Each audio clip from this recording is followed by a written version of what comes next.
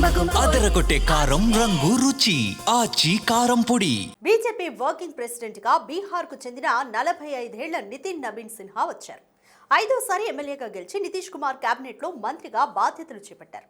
వచ్చే అసెంబ్లీ ఎన్నికలను దృష్టిలో పెట్టుకుని బీహార్ సరిహద్దుల్లోని పశ్చిమ బెంగాల్ ప్రాంతంలో ప్రభావం చూపే ఉద్దేశంతో ఇప్పుడు సిన్హాను అనూహ్యంగా తెర మీదకి తెచ్చినట్లుగా భావిస్తున్నారు.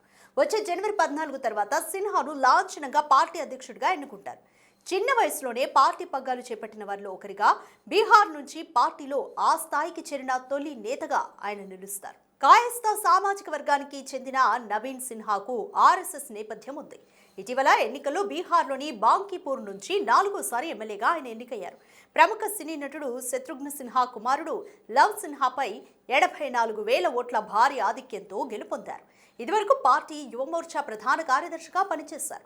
2023 అసెంబ్లీ ఎన్నికల సమయంలో ఛత్తీస్గఢ్ వ్యవహారాల ఇన్ఛార్జిగా పనిచేసి అక్కడ భాజపాను అధికారంలోకి తేవడంలో కీలక పాత్ర పోషించారు. ఆయన తండ్రి నబీన్ కిషోర్ ప్రసాద్ సిన్హా బీహార్ భాజపాలో పెద్ద నేతగా గుర్తింపు పొందారు. 2005లో తండ్రి ఆకస్మిక మరణంతో నితిన్ 26 ఏళ్ల వయసులో ఎన్నికల రంగంలో అడుగుపెట్టారు. 2006లో జరిగిన ఉప ఎన్నికలో తొలిసారి గెలిచిన ఆయన ఆ తర్వాత ఎన్నడూ ఓటమిని చవి చూడలేదు.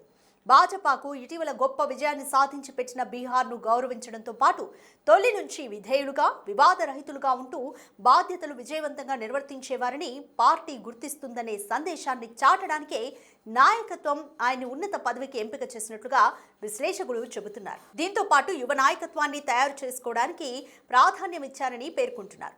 1980 మే 23న రాంచీలో జన్మించిన నబీన్ సిన్హా ఢిల్లీలో చదువుకున్నారు. మొత్తానికి నబీన్ ఎంపిక ఆర్ఎస్ఎస్ కనుసన్నల్లో వ్యూహాత్మకంగా జరిగిందని తెలుస్తోంది.